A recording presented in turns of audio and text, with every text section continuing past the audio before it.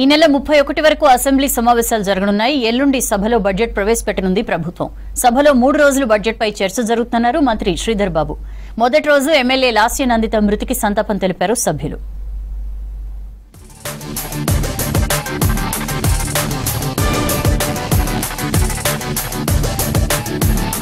Assembly budget సమావేశాలు ఇవాల్టి నుంచి ప్రారంభమయ్యాయి. సభలో మొదట కంటోన్మెంట్ దివంగత ఎమ్మెల్యే లాస్య నందిత మృతిపై సంతాప తీర్మానం ప్రవేశపెట్టారు సీఎం రేవంత్ రెడ్డి.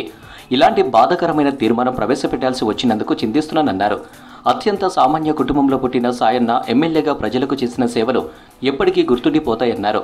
కంటోన్మెంట్ ప్రాంతాన్ని బల్దియాలో కలపాలన్న సాయన్న కోరిక నెరవేరుతుందన్నారు.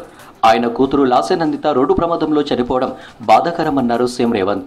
సాయన్న గారి కుమార్తె వారసురాలు లాస్య నందిత గారు కానీ శాశ్వతంగా ప్రజల హృదయాలలో నిలిచిపోతారు.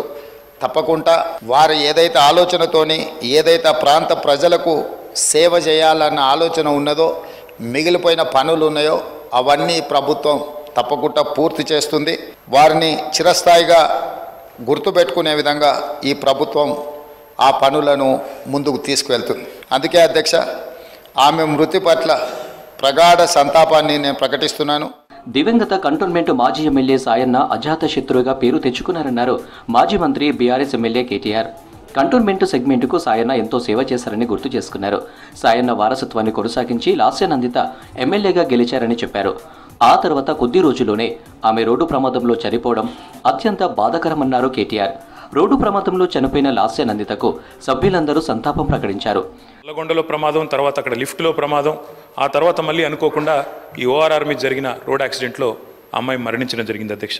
చురుకైన ఒక నాయకురాలు, మంచి వ్యక్తిత్వం, మంచి విద్యార్హతలు కలిగిన ఒక మహిళ ఈ శాసనసభలో అడుగుపెట్టిందని చెప్పి సంతోషపడ్డాం.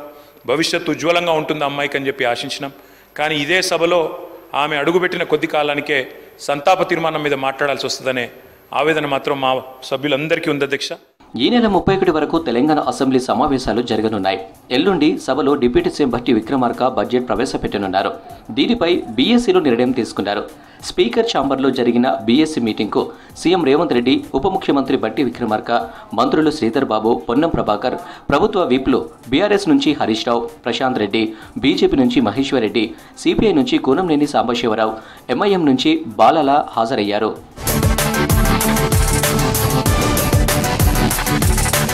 అసెంబ్లీలో ప్రతిపక్షాలు అడిగిన ప్రతి అంశంపై చర్చించేందుకు ప్రభుత్వం సిద్ధంగా ఉందన్నారు మంత్రి శ్రీధర్ బాబు. అభివృద్ధి, సంక్షేమ కార్యక్రమాలపై మాట్లాడేందుకు సభ్యులందరికీ అవకాశం ఇవ్వాలని స్పీకర్ని కోరామన్నారు. అసెంబ్లీ సమావేశాలు ఎక్కువ రోజులు జరపాలన్న ఆలోచనలో ప్రభుత్వం ఉందన్న మంత్రి సభ నిర్వహణపై స్పీకర్దే తుది నిర్ణయమన్నారు శ్రీధర్ బాబు. ఉన్న సమయంలో అధిక శాతం కూడా ప్రభుత్వం నుంచి ప్రతిపక్షాలకు సంబంధించిన అనేక అంశాలను డిమాండ్స్ రూపేణ చాలామంది సభ్యులు పాల్గొంటారు కనుక అన్ని అంశాలను కూడా చర్చలకు వచ్చే అవకాశం ఉంటుందని, ఉన్న సమయంలో వీలున్నంత వరకు క్వశ్చన్ అవర్ దానికితో పాటు ఈరోజు గౌరవ శాసన సభ్యులందరూ కూడా అన్ని వర్గాలకు మేలు జరిగేలా బడ్జెట్ ఉంటుందన్నారు మంత్రులు. బడ్జెట్ సమావేశాల మొదటి రోజు సభకు ప్రతిపక్ష నేత మాజీ సీఎం కేసీఆర్ గైర్హాజరయ్యారు.